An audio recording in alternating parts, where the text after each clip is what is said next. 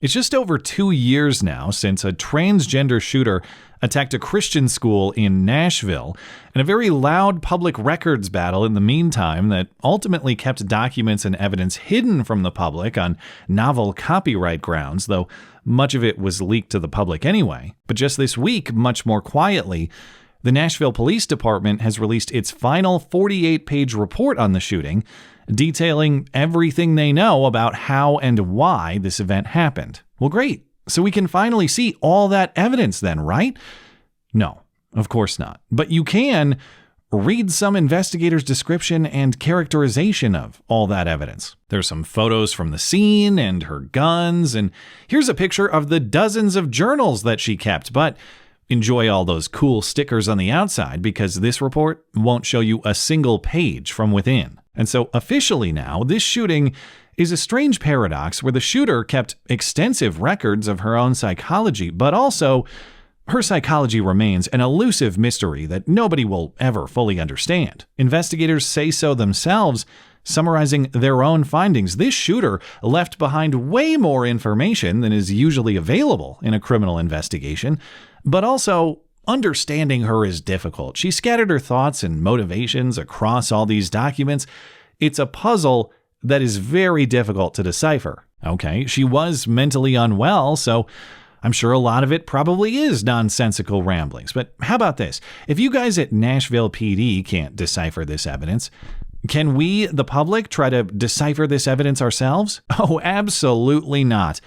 This is code decryption made even more complicated strictly through the telephone game only. So just hear it secondhand and accept whatever that is. And yeah, we can still see all those previously leaked writings, of course, but maybe the biggest revelation in this report is just the sheer volume of the evidence. Because we got about 90 pages of the shooter Audrey Hale's journal writings through the Tennessee Star last year, but according to investigators in this report, that was just a small fraction of the 1,300 plus pages of writings in their possession. And you better be very sure to characterize them correctly, police say. These writings are journal entries.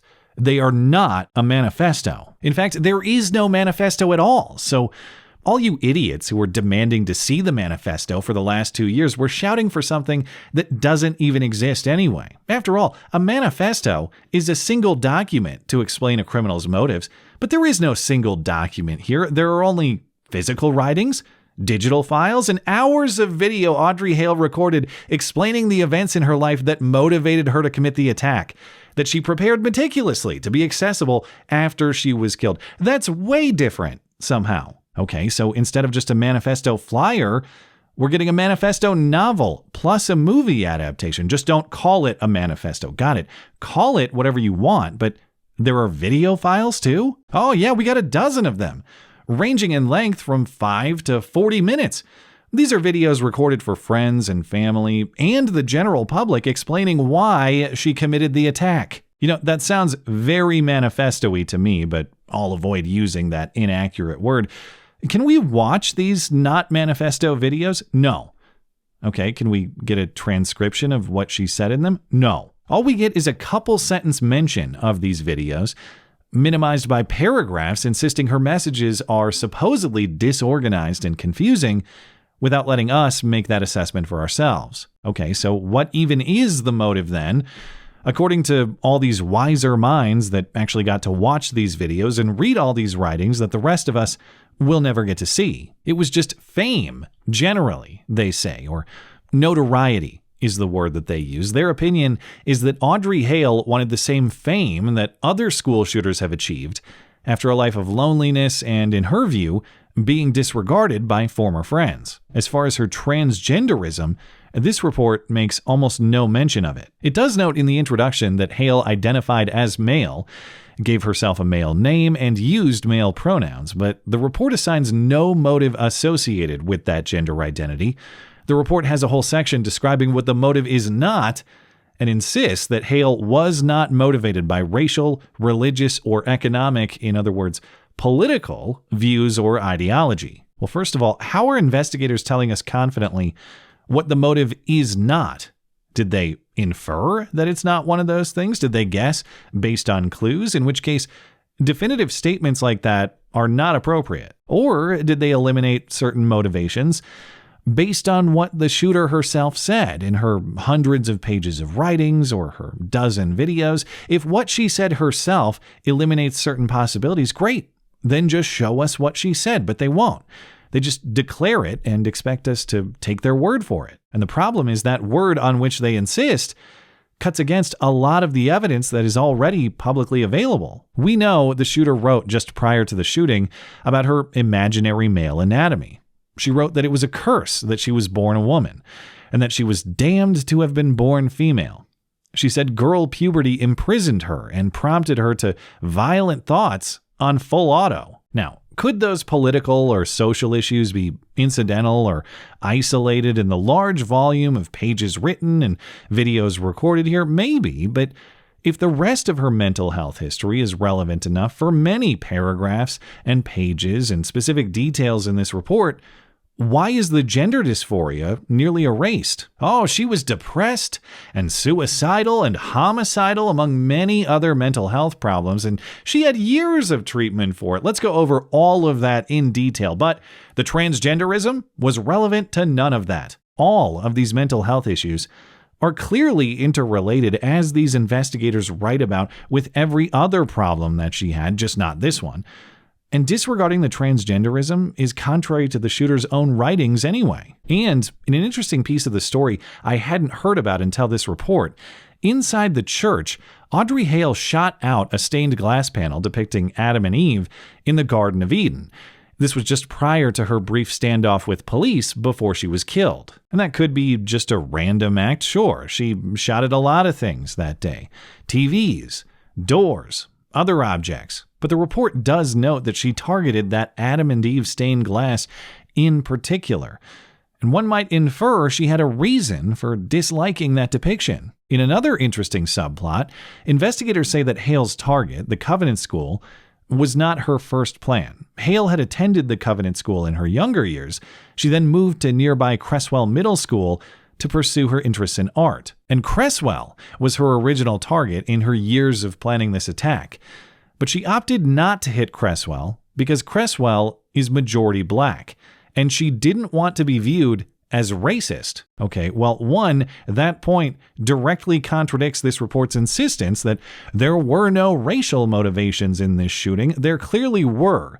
The shooter was explicitly race conscious in selecting her target. And two, in combination with the other information in this report, it means that the racial or political considerations exceeded even personal experience or loyalty itself for this shooter. Because actually, Audrey Hale loved the Covenant School.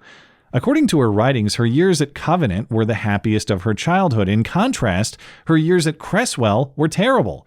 She was bullied, sometimes on racial grounds, and it was there that her social ostracism and her mental health problems began. So she loves Covenant and hates Cresswell, but then attacks Covenant and not Cresswell for purely political and not personal reasons, and then this report concludes no political motive at all.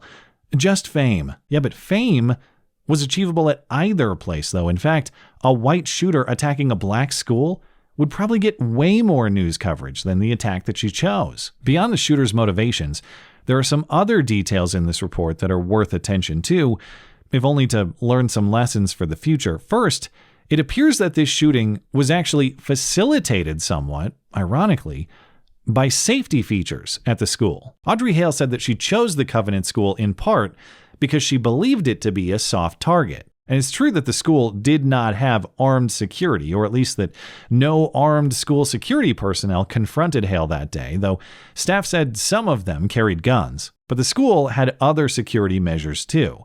Magnetic door locks, door reinforcements, blackout curtains, and lockdown procedures. It's just those lockdown procedures and mechanisms were confused by an incidental smoke alarm. When Hale entered the building, she fired shots to break glass on the doors, and she shot her first victim, the janitor, Michael Hill.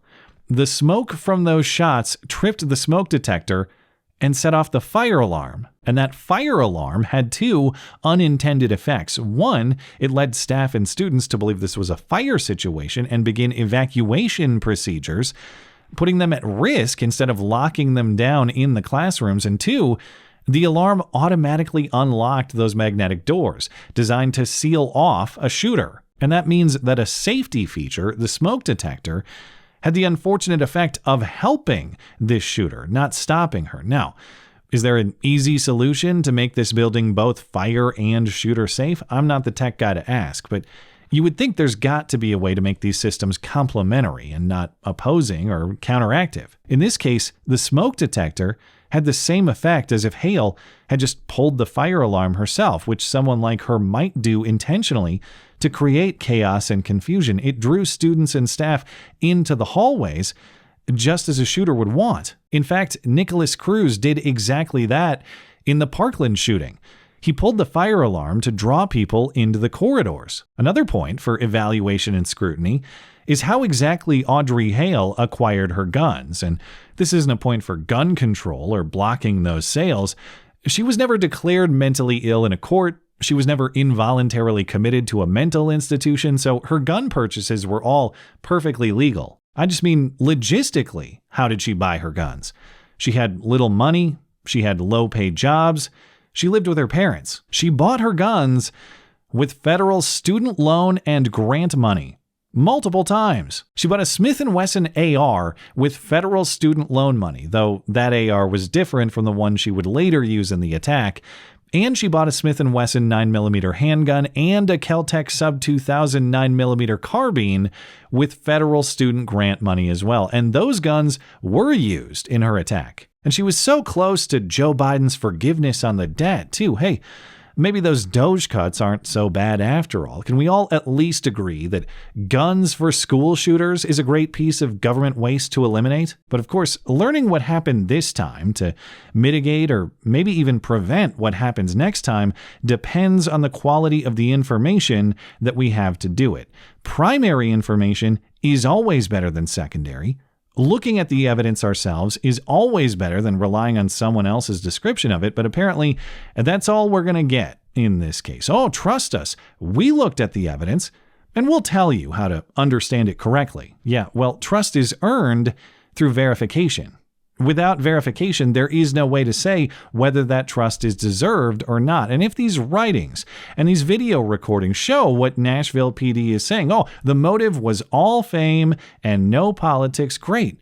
Well, then you strengthen that case when you show us the evidence that establishes that conclusion. Because without substantiation, this report makes people even more skeptical, not less, particularly when you're telling us that the substantiation exists in hundreds of pages of writings and hours of recorded video. It's just that we're not smart enough to understand it, or it'd be way too dangerous for us to try. If trust me, bro, is the argument, well, then the response will be just the same. Cool story, bro, but I don't believe you. Thanks as always for listening and for supporting this channel. Always appreciate that thoughtful discussion down below, and especially over on X, that is at ML Christiansen. You're always welcome to coming out and chatting my live streams as live on Wednesday and Sunday nights. Looking forward to it. Come on. Hey, if you made it all the way to the end of the video, that means you probably found some value in the video. If you found some value in the video, please consider supporting my material. You can do that one time or recurring for as little as $1 a month. It not only helps me sustain, but it helps me pay the people who make my videos possible. Linked in the description for you, mattchristiansenmedia.com/support. Thanks for listening.